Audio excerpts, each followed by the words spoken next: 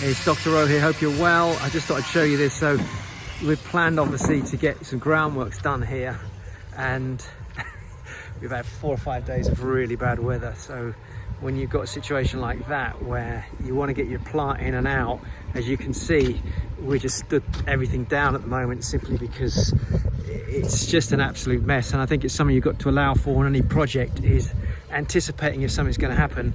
What can you do to at least keep everybody occupied? So we've got decking going on over there, which is fine, but you can see even there the conditions aren't ideal.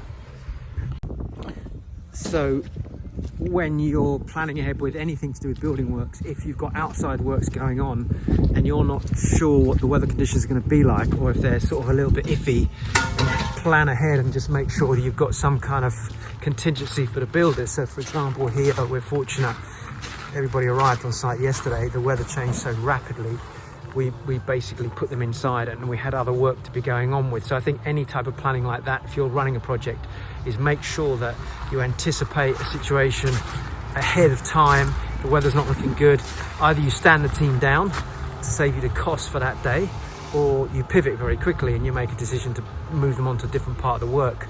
But then the other thing, of course, is materials. So ordinarily that wouldn't be an issue, but right now materials are really difficult to get hold of in certain areas.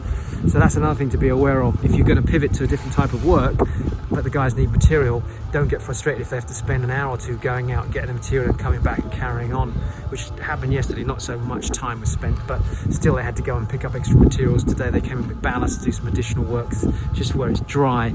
So any type of project you're running, building wise, and you've got outside works, remember that the weather can affect that. Do you want to pay for the plant and the equipment? Of course, if you've hired it out, you're going to have to, but the labor can be pivoted to something else, i.e. other work. So that's something to take into account.